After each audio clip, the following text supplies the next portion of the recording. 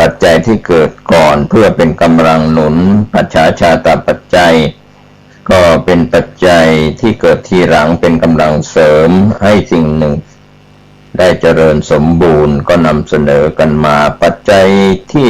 12วันนี้ก็คืออาเสวนปัจจัยก็ช่วยอุปการะในการเสพอย่างต่อเนื่องสม่ำเสมอทำให้เกิดความคล่องแคล่วชำนาญอาเสวนาการเสพกรรมปัจจัยที่13ช่วยอุปการะในการปรุงแต่งกายวาจาและจิตใจของคนและสัตว์มนุษย์เทวดาทั้งหลายให้กิจการงานต่างๆสำเร็จลงได้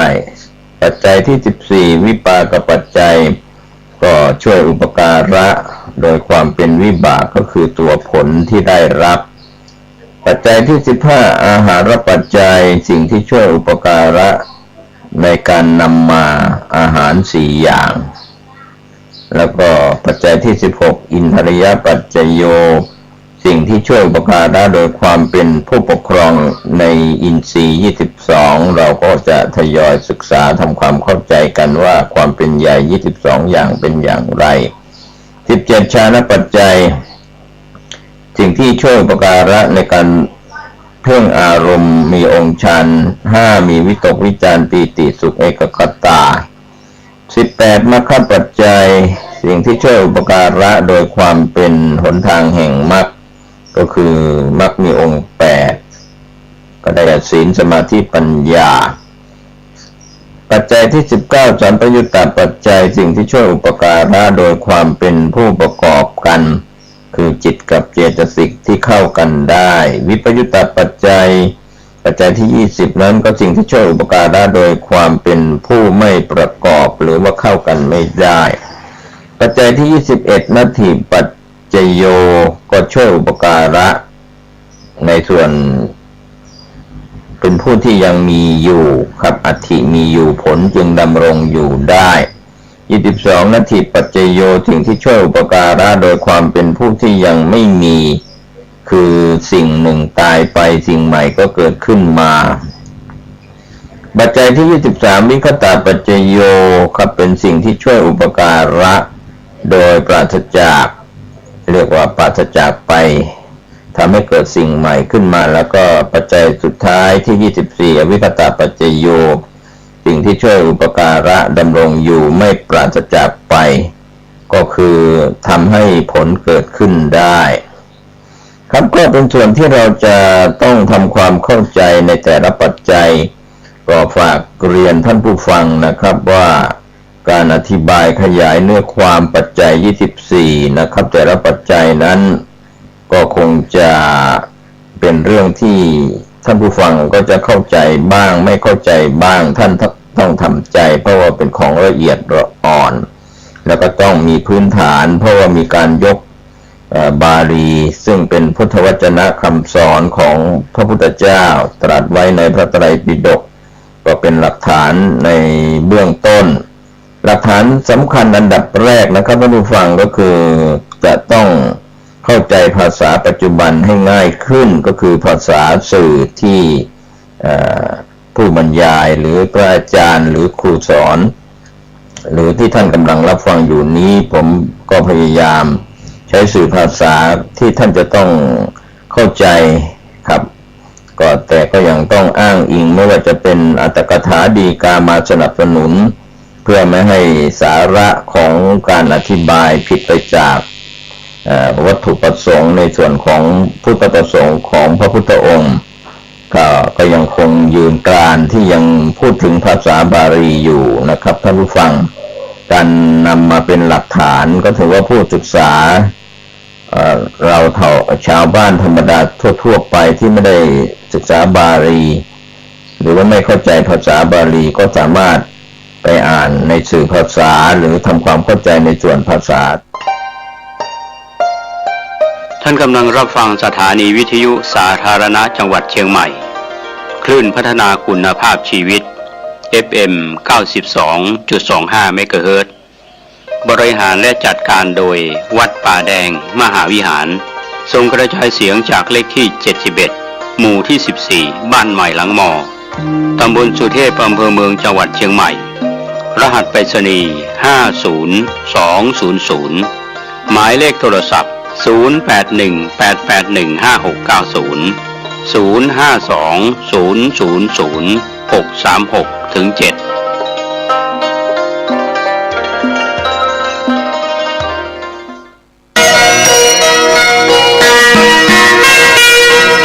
ศาลเพื่อการประชาสัมพันธ์งานประเพณีส่งน้ำพระเจ้าตาเขียวณวัดบ้านเหล่าพระเจ้าตาเขียวตำบลบ้านเรือนอำเภอป่าซางจังหวัดลำพูนจัดงานระหว่าง3 ถึง 4 พฤษภาคมพุทธศักราช 2568 ตรงกับเดือน 8 เหนือขึ้น 7 ค่ำ 8 ค่ำด้วยทางวัดบ้านเหล่าพระเจ้าตาเขียวมีพระพุทธรูปพระเจ้าตาเขียวสร้างขึ้นเมื่อปีพุทธศักราช 1235 โดยเจ้าแม่จามเทวีทรงเป็นประธานสร้างขึ้นเป็นพุทธบูชามาเป็นเวลานานประเพณีส่งน้ำพระเจ้าตาเขียวเป็นประเพณีที่ถือปฏิบัติกันมายาวนานจนถึงปัจจุบันในปีพุทธศักราช 2568 ได้เวียนมาบรรจบอีกครั้งหนึ่งทางท่านพระครูภาวนาโสภิตพร้อมด้วยคณะกรรมการวัดไวยาวัจกรของวัดศรัทธาวัดบ้านเหล่าพระเจ้าตาเขียวทุกหลังคาเรือนพร้อมศรัทธาภายในภายนอกพร้อมใจกันจัดงานประเพณีส่งน้ำพระพุทธรูปพระเจ้าตาเขียวก็ขอเชิญชวนพี่น้องชาวพุทธได้ร่วมโดยกำหนดการเสาร์ที่ 3 พฤษภาคม 6 นาฬิกาทำพิธีถวายเครื่องสักการะบูชาพระพุทธรูปพระเจ้าตาเขียวและทำพิธีบวงสรวงท้าวเวสสุวรรณและท้าวกุมพันธ์ 7 นาฬิกาถวายภัตตาหารเช้าแด่พระสงฆ์ 8 นาฬิกาคณะศรัทธาวัดบ้านเหล่าแห่น้ำทิพย์ปล่อยขมอจากวัดบ้านก้องมายังวัดบ้านเหล่าพระเจ้าตาเขียว 18 นาฬิกา 30 นาทีแสดงพระธรรมเทศนาพุทธาภิเษกโดยพระครูศรัทธาพิมลเจ้าคณะอำเภอป่าซางอาทิตย์ที่ 4 พฤษภาคมช่วงเช้า 7 นาฬิกาพระสงฆ์ในพิธี 29 รูปเจริญพระพุทธมนต์ถวายทายทานตามลำดับ 8 นาฬิกาถวายภัตตาหารเช้าแด่พระสงฆ์ในพิธีและเชิญชวนพี่น้องชาวพุทธได้ส่งน้ำพระพุทธรูปพระเจ้าตาเขียวตลอดทั้งวัน 9 นาฬิกาพระสงฆ์หัววัดเข้ารับทายทานตลอดทั้งวันทางคณะกรรมการดำเนินงานมีพระครูภาวนาโสภิตไหวปัฒนาผู้ช่วยศาสตราจารย์ด็อกเตอร์เจ้าวาดวัดบ้านเหล่าพระเจ้าตาเขียวคณะกรรมการไวยาวัจกรวัดและคณะศรัทธาวัดบ้านเหล่าพระเจ้าตาเขียวทุกหลังคาเรือนร่วมเป็นเจ้าภาพท่านที่จะร่วมทำบุญทางออนไลน์ผ่านบัญชีธนาคารออมสินชื่อบัญชีพัฒนาวัดบ้านเหล่าเลขที่บัญชี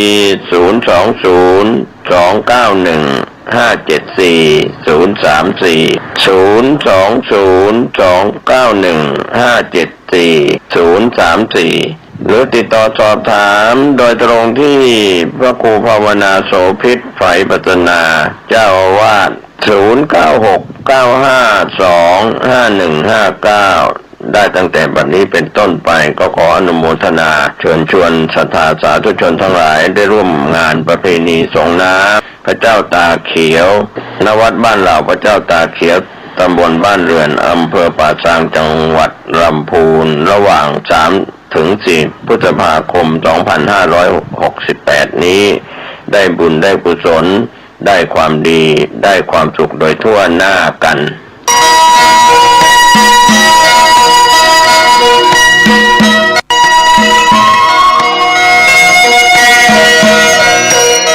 ศาลเพื่อการประชาสัมพันธ์โครงการปรับภูมิทัศน์และพัฒนาปรับพื้นที่รอบโบสถ์วัดป่าแดงมหาวิหารมติคณะกรรมการบริหารวัดป่าแดงมหาวิหารครั้งที่ 4/2567 ได้เห็นชอบและอนุมัติให้ดำเนินโครงการใช้เงินบริจาคและเงินสะสมของวัดเพื่อพัฒนาปรับพื้นที่ของวัดป่าแดงมหาวิหารจึงขอเชิญชวนผู้มีจิตศรัทธาร่วมพัฒนา พื่อถวายเป็นพระราชกุศลถวายพระเจ้าสามฝั่งแกนและพระเทวีพระเจ้าติโลกราชพระเมืองแก้วและอดีตเจ้าอาวาสวัดป่าแดงมหาวิหารมีพระญาณคัมภีร์พระมหาสวามีโพธินันทะครูบาเจ้าศรีวิชัยพระอธิการอิ่นแก้วอรินทโรครูบาอ่องขอเชิญชวนผู้มีจิตศรัทธามีเจตนาร่วมในข่าวครั้งนี้โอนเงินผ่านธนาคารกรุงไทยสาขาสุเทพชื่อบัญชีวัดป่าแดงมหาวิหารเลขที่บัญชี 521-064-7501 สอบถามรายละเอียดเพื่อร่วมทำบุญได้ที่ 0818815690 ก็เป็นโครงการปรับภูมิทัศน์และพัฒนาปรับพื้นที่รอบอุโบสถวัดป่าแดงมหาวิหารตำบลสุเทพอำเภอเมืองเชียงใหม่จังหวัดเชียงใหม่โครงการนี้เริ่มดำเนินการท่านที่จะร่วมบุญร่วมกุศลร่วมอนุโมทนาได้บุญได้กุศลได้ความดีโดยทั่วหน้ากัน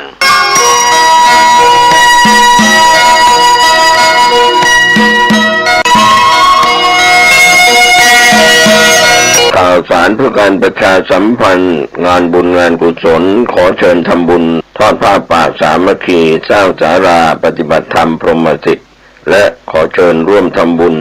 อายุวัฒนมงคลครบรอบ66ปีพรรษา46พระครูภาวนาโสภิตฝ่ายวิปัสสนาผู้เทศนาจารย์ด็อกเตอร์เจ้าวาดวัดบ้านเราพระเจ้าตาเขียวตำบลบ้านเรือนอำเภอป่าซางจังหวัดลำพูน14 พฤษภาคมพุทธศักราช 2568 เวลา 9:09 นาทีท่านที่จะร่วมทำบุญสามารถติดต่อ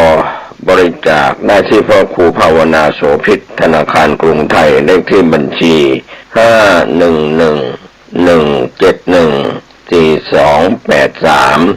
ก็เป็นส่วนที่ท่านจะสอบถามรายละเอียดเพิ่มเติมได้ที่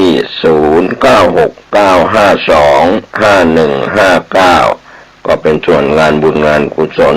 ในเอาครั้งนี้14 พฤษภาคมพุทธศักราช 2568